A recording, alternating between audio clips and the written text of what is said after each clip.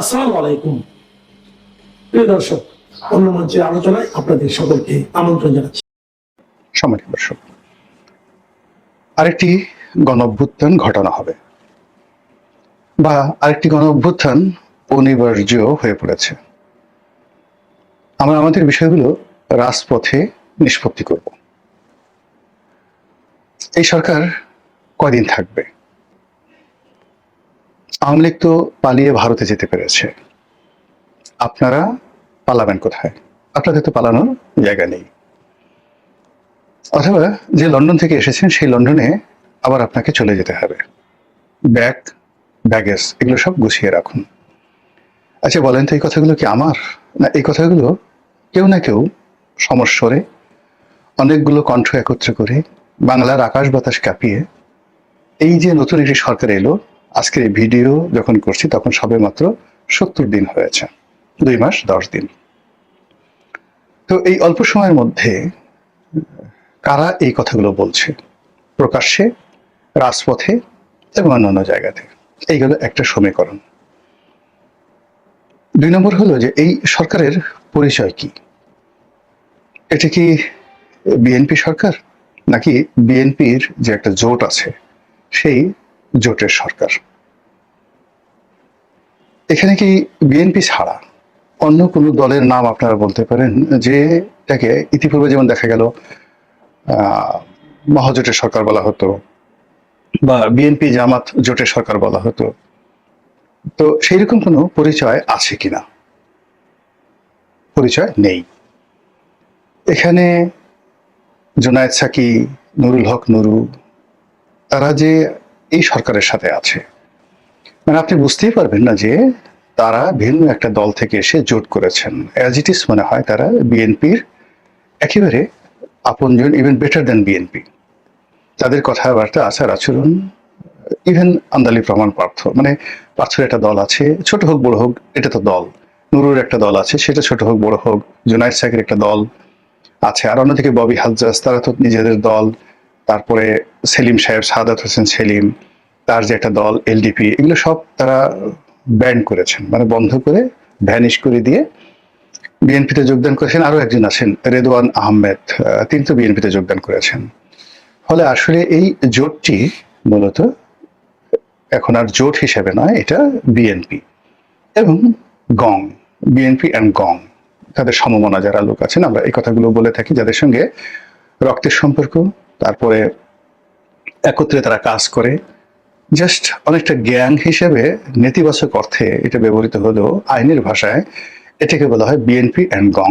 বাদী বা বিবাদী এবং তাদের যারা সঙ্গী সাথী আছেন তাদের মধ্যে যে একটা মহরম দহরম সম্পর্ক, মাখন মাখন সম্পর্ক, এই জিনিসগুলো বোঝানোর জন্য, উষ্ণ উষ্ণ সম্পর্ক, রক্তের সম্পর্ক, এই জিনিসগুলো বোঝানোর জন্য আইনের ভাষায় অমুক অ্যান্ড গং, কাদের অ্যান্ড গং, জাবের অ্যান্ড গং, এরকম জিনিসগুলো বোঝানো হয়। সেই দিক থেকে বিএনপি অ্যান্ড গং এর অর্থ যে বিএনপির সাথে যারা যারা আছে তাদের সবার সঙ্গে একটা জড়োয়া জড়োয়া ভাই, মায়ের পেটের ভাই, স্বামী স্ত্রীর সম্পর্ক, যেগুলো রাজনীতিতে ইতিপূর্বে যখন আপনারা শুনেছেন এরকম একটা ভাব বোঝায়।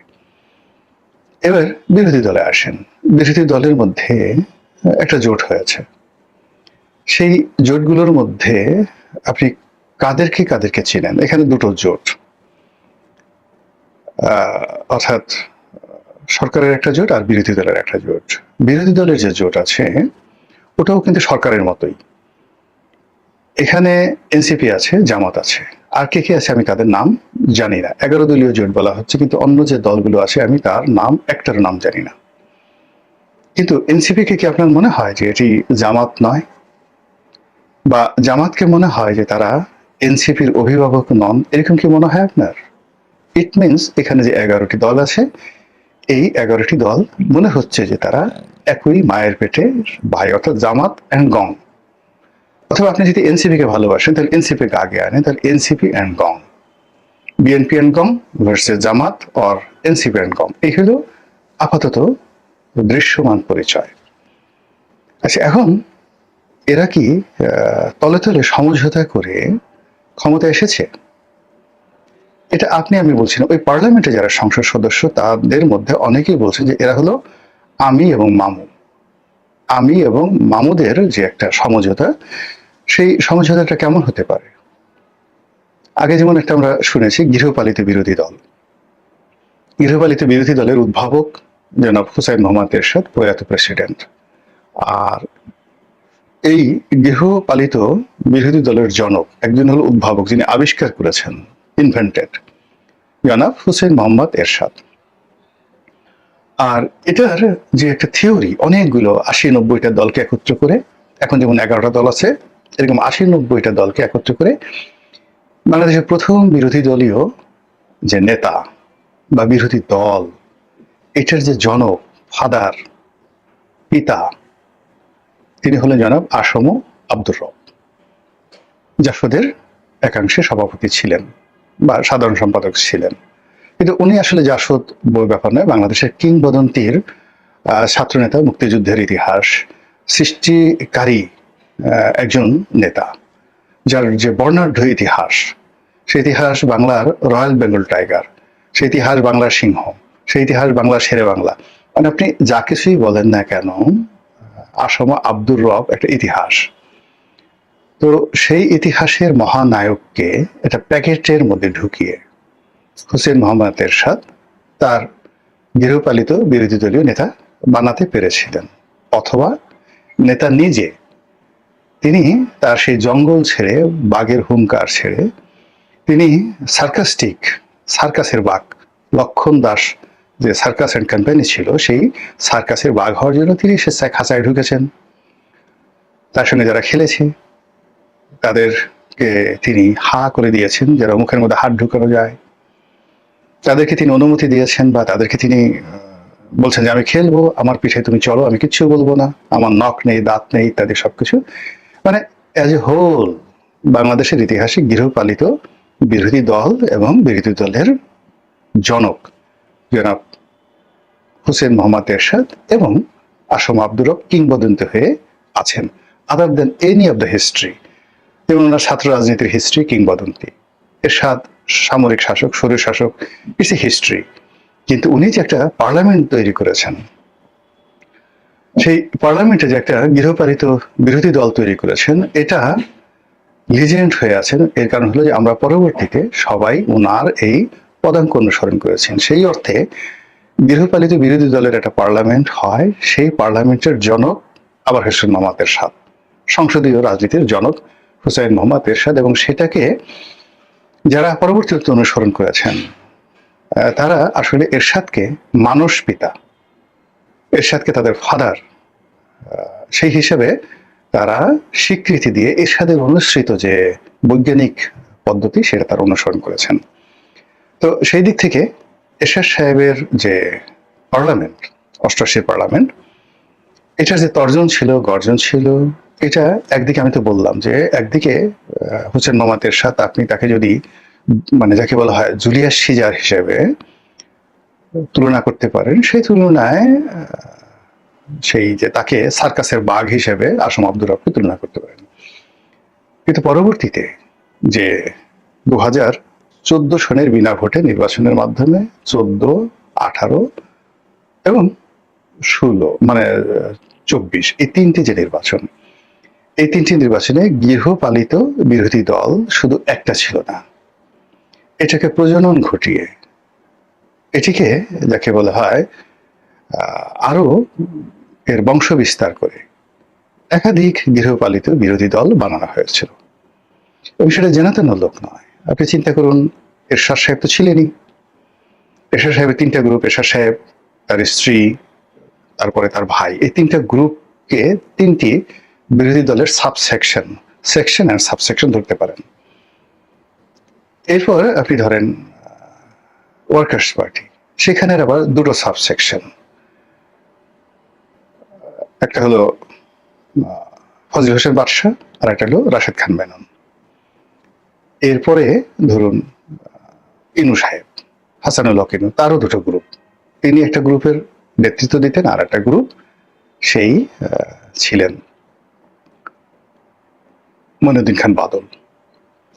এরপরে ওই যে দিলীপ বড়ুয়া, যাকে মন্ত্রী বানানো হয়েছিল, তার একটা দল ছিল। এরকম অসংখ্য মানে গৃহপালিত, এই গ্রুপ অফ গৃহপালিত বিরোধী দল। শেখ হাসিনা এটাকে এমন একটা জায়গাতে নিয়ে গেছেন, সেই বিরোধী দলের আগে যাকে আমি বাঘ বললাম, বাঘ সার্কাসে হওয়ার জন্য তারা সেই বিরোধী দলের সেই পোশাক পরে শেখ হাসিনার খাঁচায় ঢুকেছে মানুষকে রং তামাশা দেখানোর জন্য। তো এই এরশাদের, আর এটা শেখ হাসিনার জামানাতে এগুলো বাঘ ছিল না, এগুলো সবাই শেখ হাসিনা তাদের সবাইকে বিড়াল বানিয়ে ফেলেছিলেন। এবং এগুলো অনেকটা সেই পার্সিয়ান ক্যাটের মতো। বাংলাদেশের যে বিলাইগুলো রয়েছে, যেগুলোকে আমরা বিড়ালকে বিলাই বলি, দেশি বিড়াল, এগুলোর মোটামুটি দেখেন একটু ফুসফাস করার ইয়েছে, এরা আঁচড় দেয়, এরা আঁচড় দেয় এবং মাঝে মধ্যে অবদ্ধ হয়, তারপর শেষে বিদ্রোহ করে আমাদের দেশের বিড়ালগুলো। কিন্তু আপনি যেগুলো পোষা পার্সিয়ান ক্যাট রয়েছে, এই বিড়ালের বিশাল বাঘের মতো মুখ, সারা শরীর ভরা পশম, এরা শুধু ক্যাট ফুড খায়, এমনকি মিয়াও মিয়াও করে না, দেখতে ভালো লাগে। ওইরকম ভাবে শেখ হাসিনা তার যে বিরোধী দল, গৃহপালিত বিরোধী দল, তাদেরকে ওভাবে বানিয়ে ফেলেছেন। এখন প্রশ্ন হলো যে বর্তমান জামানাতে যে বিরোধী দল আছে, এতে গ্যাং অফ বিরোধী দল, তারা কি সত্যিকার অর্থে বিরোধী দল, নাকি এরশাদ, শেখ হাসিনা তারা যে বিরোধী দলের ক্রম অধোগতি তৈরি করেছিল, একটার সঙ্গে একটা নষ্ট করেছিল, বাঘ থেকে বিড়াল বানিয়েছিল, তার অধীনে এরা এখন নিজেদেরকে বিরোধী দল হিসেবে পরিচয় দিতে ঠিক স্বাচ্ছন্দ্য বোধ করে না। আবার তারা গৃহপালিত বিরোধী দল হিসেবে এই যে পরিচয়টা, এটাও সমাজে রাখতে চায় না। তাহলে তারা কি? এখন সেদিক থেকে যদি ধীরে ধীরে কমতে থাকে, যদি বর্তমান পার্লামেন্টে আপনি তাদেরকে গৃহপালিত বিরোধী দল বলেন, তাহলে এদের অবস্থা বিড়ালের চাইতেও আরো অনুগত কিছু, আরো ছোট কিছু, যেগুলো কখনোই আপনাকে করবে না। সেটা খরগোশ হতে পারে বা অন্য যে কোনো জিনিস হতে পারে। সেটা কি তাই? নাকি সত্যিকার অর্থে যেটা বিরোধী দল বলতে যেটা বোঝায় ব্রিটিশ পার্লামেন্টে, কিংবা যেটা মার্কিন কংগ্রেসে, এমনকি ভারতীয় পার্লামেন্টে, যেভাবে এখন ভারতীয় কংগ্রেস এবং বিজেপি সে লড়াই করছে, সেরকম কিছু একটা? তো এটা বুঝতে আমাদের হয়তো আরো কিছুদিন সময় লাগবে। আমরা কাউকে বড়ও করতে চাই না, ছোটও করতে চাই না, কিন্তু এই যে কথাবার্তাগুলো হচ্ছে, সেই কথাবার্তাগুলো আপনাদের শুধুমাত্র জানিয়ে রাখলাম। দ্বিতীয় যে বিষয়টি, সেটি হলো ওই যে একেবারে শুরু করেছিলাম যে সরকারের যেখানে 70 দিন যায় নাই, এর মধ্যে আরেকটি গণ অভ্যুত্থানের কথা বলা হচ্ছে, আরেকটি চক্রান্তের কথা বলা হচ্ছে, আবার বলা হচ্ছে যে এই বর্তমান যে সরকার, এই সরকারের কোনো ক্ষমতায় নাই, সব সরকার চালাচ্ছে আমেরিকা। এর আগে কিন্তু শেখ হাসিনাকে দেখেন, এরশাদ সাহেবের সময়টাতে বলা হতো যে গ্যাং অফ 10, যাকে বলা হয় গ্রেটেস্ট, বা এটা কি যেন বলা হতো, অর্থাৎ 10 জন সচিব তাকে চালাতেন, বা 1 ডজন সচিব তাকে চালাতেন, গ্রেট 10, গ্রেট 10, এরকম কথাবার্তা এরশাদের জমানায় বলা হতো। ইভেন মিলিটারিরা তাকে চালাতো, এই কথা কিন্তু কেউ বলতো না এরশাদকে। অর্থাৎ তার খুব প্রভাবশালী 10 জন, মোকাম্মেল হক সাহেব, এম কানোয়ার সাহেব, এরকম খুব জাদ্রেল সিএসপি ছিলেন 10 জন, তারা এরশাদ সাহেবকে চালাতেন। আবার শেখ হাসিনার বিরুদ্ধে বদনাম ছিল যে তাকে চালাতেন মূলত এই রয়ের একটা শক্তিশালী গ্রুপ ছিল, তারা তার উপর প্রভাব বিস্তার করতেন। এর বাইরে মানে কেউ চালাচ্ছে না। কিন্তু এখন কি হচ্ছে? এখন সরকার সম্পর্কে বলা হচ্ছে, ফরহাদ মাজহার সাহেবের মতো লোক বলছেন যে এই সরকার চালাচ্ছে আমেরিকা, এই সরকারের কোনো ক্ষমতা নেই। এই গেল একটা অবস্থা। 2 নম্বর হলো যে এই সরকার কিন্তু কোনো রাগ ঢাক করছেন না, কোনো কথাবার্তা বলছেন না। এই যে এত কথাবার্তা হচ্ছে, তারা রেসপন্ড করছেন না। আর একজন বলছেন যে সরকারের মধ্যে বিভিন্ন গ্রুপ আছে, এক গ্রুপ আছেন প্রো পাকিস্তানি, এক গ্রুপ আছেন প্রো চাইনিজ, আর এক গ্রুপ আছেন প্রো ইন্ডিয়ান, একেবারে সরাসরি রয়ের রিক্রুট করা, রয়ের ট্রেনিং দেওয়া, রয়ের প্রকল্প বাস্তবায়নকারী। আর এক গ্রুপ বলছেন যে না, এদের মধ্যে এস আলমের যারা লোকজন আছেন, শেখ হাসিনার যারা লোকজন আছেন, আওয়ামী লীগের দালাল আছেন, যারা একটা সময় আওয়ামী লীগের জমানাতে ডিজিএফআই থেকে নিয়মিত পয়সা খেতেন, তারাও এই গ্রুপে আছেন।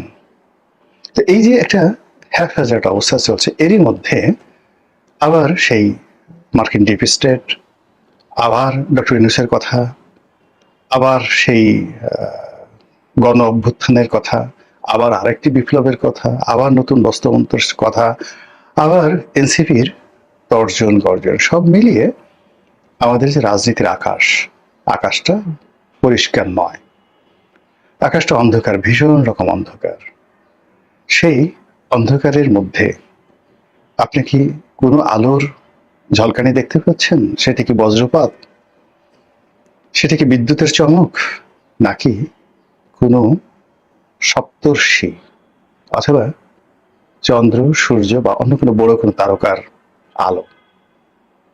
ভবিষ্যৎ সম্পর্কে আল্লাহই জানেন। আবারও নতুন দল এনসিপির একটা বড় রাজনৈতিক বিব্রতকর পরিস্থিতি কিংবা রাজনৈতিক বিপর্যয়ের ঘটনা দেখলাম। ব্যাপারটা এরকম অবস্থা হয়ে যাচ্ছে বোধহয় যখন ঢাকাতে আমরা দেখছি যে নানা ধরনের সাজ রব করে এ যোগ দিচ্ছে, ও যোগ দিচ্ছে, ওরা যোগ দিচ্ছে, 300, 500, 1000 যোগ দিতেই আছে। এরকম ঘটনা যখন আমরা দেখলাম তখন আশঙ্কা করেছিলাম যে এই যোগদান প্রক্রিয়া এমন একটা পর্যায়ে না চলে যায় যেদিন সমস্ত যোগদান প্রক্রিয়া ক্যালকুলেটরে হিসাব করলে বাংলাদেশের 18 কোটি জনগণের চাইতে বেশি হয়ে যায়। এরকম আলোচনা যখন চলছিল ঠিক তখন চট্টগ্রাম থেকে এনসিপির জন্য ভয়াবহ দুঃসংবাদ এসেছে। চট্টগ্রাম কোনোভাবেই তাদেরকে আশা জাগাতে পারছে না। নানাভাবে বেশ কিছুদিন থেকে, গত পহেলা বৈশাখ থেকে চট্টগ্রামকে কেন্দ্র করে যে রাজনীতি করতে চাইছে এনসিপি, সেই রাজনীতি বিপর্যয়ের দিকে চলে যাচ্ছে। এখন বোধহয় তাদের অবস্থা এরকম হয়েছে, কে দেবে আশা, কে দেবে ভরসা, এরকম ভাবেই হয়তো যাত্রার বিবেকের মতো হয় সংলাপ দিতে হবে নতুবা গান গাইতে হবে। চট্টগ্রামে একসঙ্গে গণপদত্যাগের ঘটনা ঘটেছে। তাদের কমিটি ঘোষণার কয়েক ঘন্টার মধ্যেই এই ঘটনা ঘটেছে। আমরা দেখেছি চট্টগ্রামে ওই সাবেক মেয়র মঞ্জুর আলমকে দলে ফেরানোর চেষ্টা থেকে আজকে পর্যন্ত শুধুমাত্র বিপর্যয়ের মধ্যেই আছে। ঢাকার বাইরে এনসিপি কোনোভাবেই খুব একটা সুবিধা করতে পারছে না।